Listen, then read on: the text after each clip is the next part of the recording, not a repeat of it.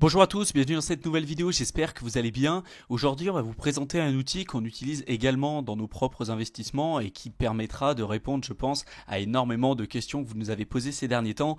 On a énormément de personnes qui sont venues nous poser des questions en message privé en nous demandant, voilà, moi quel frais je dois mettre justement pour faire une transaction Bitcoin. Moi j'ai mis par exemple 0 frais pour envoyer mes Bitcoins parce que voilà, j'ai pas forcément envie de payer et je comprends pas, ma transaction ne part pas. Donc l'objectif un petit peu de cette vidéo, c'est de vous expliquer un petit peu comment fonctionne l'activité un petit peu de mining et puis finalement vous présenter cet outil pour que ce soit un peu plus clair pour vous et que vous puissiez justement prendre en compte tout ça pour vos propres investissements pour ne pas que vous soyez bloqué par la suite. Si tu viens de nous découvrir à l'issue de cette vidéo, sache qu'on est une chaîne exclusivement dédiée au domaine des crypto-monnaies, plus particulièrement à l'investissement dans le domaine des crypto-monnaies.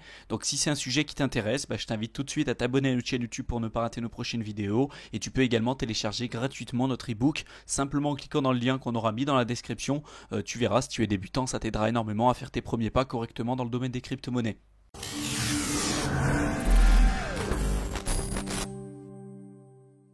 Avant de vous expliquer un petit peu cet outil, il faut bien comprendre l'activité de mining et plus particulièrement comment sont rémunérés les mineurs. Donc vous le savez, les mineurs, ce sont ceux qui vont valider les transactions avec de la puissance de calcul et qui vont finalement vérifier si tout se passe bien, si vous possédez bien le nombre de bitcoins que vous dites posséder lorsque vous envoyez des transactions, si c'est bien vous qui avez envoyé cette transaction, etc. Qui sécurise généralement le réseau.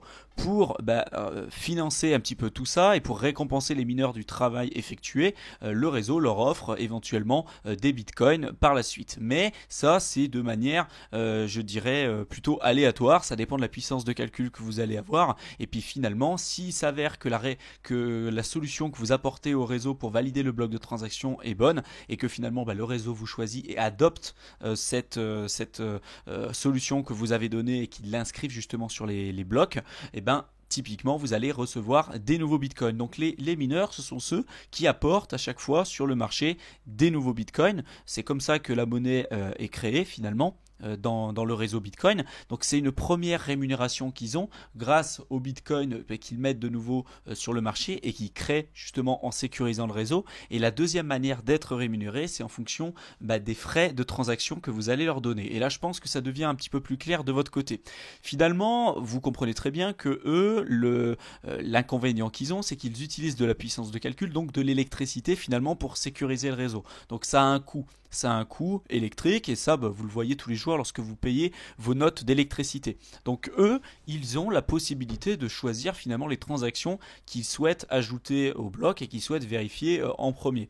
Et finalement, ils vont vérifier celles machinalement qui leur donnent le plus de rémunération. Là ici en Satoshi, bien évidemment, pour être le plus rentable possible. Donc quand vous choisissez vos frais de transaction. Quelquefois, c'est pas possible de les choisir, mais sur certaines plateformes, je sais que c'est possible. Et notamment sur Ledger, lorsque vous sécurisez vos bitcoins sur Ledger, je crois qu'il y a une période, je sais plus si c'est possible maintenant. En tout cas, il y a une période, je sais que c'était possible. Vous pouviez choisir le montant des frais de transaction que vous allez mettre justement pour une transaction bitcoin. Et il y a certains d'entre vous qui avaient choisi de faire une transaction bitcoin avec justement 0 Satoshi. Donc là, mathématiquement, vous comprenez très bien que un mineur qui lui n'est pas rémunéré finalement avec les frais de transaction que vous lui allouez, ne va pas choisir votre transaction pour faire le travail que vous lui demandez. Personne ne va travailler gratuitement et c'est exactement la même chose pour un mineur. Et donc typiquement, si aujourd'hui vous mettez des frais élevés, pour les Satoshi, vous mettez par exemple 50 Satoshi pour vérifier votre transaction Bitcoin, plus vous allez mettre cher, plus les mineurs seront à même et enclins à valider votre transaction et à faire en sorte que la transaction se passe rapidement. Tout dépend un petit peu de quand est-ce que vous aimeriez recevoir vos fonds. Donc je vous présente cet outil quand même qui est relativement intéressant et qui est mis à jour vraiment très régulièrement, qui vous permet de voir à l'instant T où est-ce que se situent justement les transactions Bitcoin en fonction du nombre de Satoshi. Donc là derrière, vous avez les frais de transaction. Ici, vous avez le nombre de transactions qui se trouvent sur chacun justement des pools qui vous sont présentés à l'écran. Là, ici, c'est le nombre de Satoshi. Donc là, si vous payez par exemple 0 Satoshi, vous allez avoir un délai équivalent à 36 blocs, entre 36 blocs maximum et inférieur à 36 blocs, pour pouvoir finalement recevoir vos fonds. Ça ne veut pas dire que le fait que vous ayez envoyé une transaction Bitcoin avec 0 frais, le fait qu'elle soit qu'elle ne passera jamais, qu'elle sauvera ad vitam aeternam bloquée indéfiniment, que vous ne pourrez jamais recevoir votre argent. C'est pas vrai. Néanmoins, ça va prendre énormément de temps puisque vous savez que une transaction Bitcoin, un bloc pour valider un bloc de transaction, c'est à peu près 10 minutes. Donc là, si jamais vous validez votre transaction avec 0 Satoshi. Donc là, mathématiquement, vous incitez pas les mineurs à valider votre transaction et donc vous avez à peu près une moyenne d'attente de 36 blocs. Donc c'est-à-dire 36 x 10, donc 360 minutes. Donc tout dépend un petit peu du temps que vous avez devant vous, mais c'est quand même relativement long. Si vous mettez une récompense entre 1 et 2 Satoshi, donc là vous voyez qu'il y a quand même la majorité des transactions qui se trouvent ici. Là vous avez tout de suite une réduction du nombre de blocs entre 2 et 8. Donc c'est entre 5 et 180 minutes d'attente. Donc vous voyez que c'est quand même encore relativement large. Si vous passez de 3 à 4 Satoshi, là vous avez un peu moins de personnes qui ont décidé quand même de moins payer, d'un peu plus payer pour avoir une transaction plus rapide. Donc là c'est entre 1 et 5 blocs et entre 0 et 100 minutes à peu près pour valider votre transaction. Donc là un peu ça dépend aussi de l'engorgement qu'il peut y avoir sur la blockchain Bitcoin à l'heure actuelle, puisque typiquement en 2017 vous aviez des frais qui étaient justement exorbitant puisque il y avait pas assez de mineurs, il y avait trop de personnes sur le réseau et donc c'était pas encore fait pour avoir autant de personnes là-dessus et surtout d'un coup.